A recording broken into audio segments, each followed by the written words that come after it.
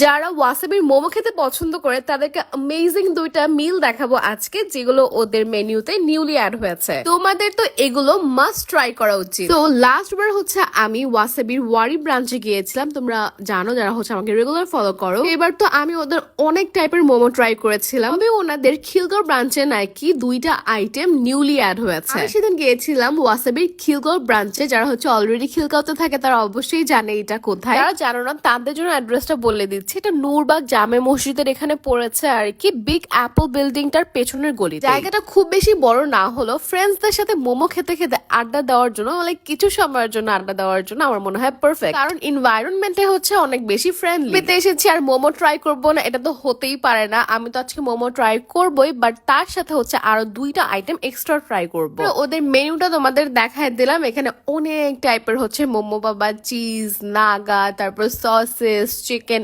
Everything. Specially এখানে আমি try করব এই কম্বো 16 পিসের হচ্ছে তোমার সুশির কম্বো। সাথে নিব আমি প্রন টেম্পোরা। ফার্স্টে আমি অর্ডার দিয়েছিলাম মোমো এন্ড চিলি অয়েল, যেটা হচ্ছে আমার ওদের অনেক ফেভারিট। এই মোমো কোলা এটাও বেস্ট ওদের, মানে মোমোটা বেস্ট আর কি, কোলা তো এই সেম একই রকম। যারা ওয়াসাবি এই মোমো এন্ড চিলি অয়েলটা ট্রাই করেছো তারা আসলে বুঝবাই এটা টেস্ট কিরকম। মানে এইটার টেস্ট অন্য কোনো জায়গার মোমো এন্ড চিলি অয়েলের সাথে মিলেই না। ওদের চিলি অয়েলটাই একদম ডিফারেন্ট, একটু গ্রেভি টাইপের আর কি, খেতে ভীষণ মজা। এবার ওয়ারিতে গিয়েও হচ্ছে আমি এটা ট্রাই করেছিলাম, এটা আমার কাছে অনেক মজা লেগেছে। এরপর মোমো কোলা, আমি চিজ মোমোটা ট্রাই করেছিলাম আর আজকে হচ্ছে সসেস মোমোটা ট্রাই করতেছি। বরাবরের মতোই এটাও বেশ ভালো ছিল খেতে। মোমো খাওয়া শেষ করলাম, এরপর ট্রাই করলাম ওদের এই প্রন টেম্পোরা। প্রন গুলোর সাইজ মাশাআল্লাহ সেই বড় বড় ছিল। 6 পিসের প্রাইস 399 টাকা। এই হচ্ছে সুশি, এটা কিন্তু একটা কম্বো যেটার প্রাইস পড়েছে প্রবাবলি 700। যেটা আমি পরে আসতেছি, প্রথমে হচ্ছে এই প্রন টেম্পোরাটা ট্রাই করা যাক, কজ এটা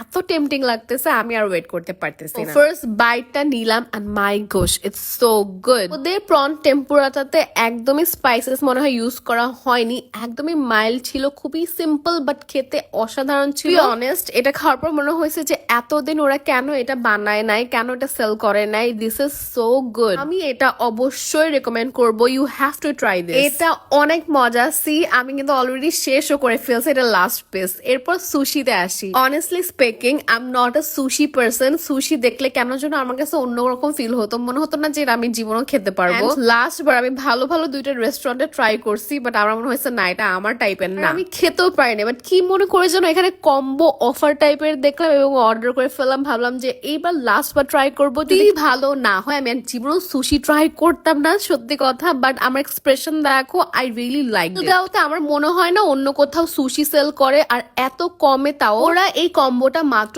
699 টাকাতে দিচ্ছে। যারা জীবনও সুশি ট্রাই করনি, ভয় পাও যে মজা হবে না, আসলে তোমরা একবার ট্রাই করতে পারো। আমি তো সুশি পছন্দ করতাম না, এখন মনে হচ্ছে যে খাওয়া যাবে, যদিও সব জায়গাটা আসলে খাওয়ার মতো থাকে না, but it was really good. So that is it for this video. Thank you for watching.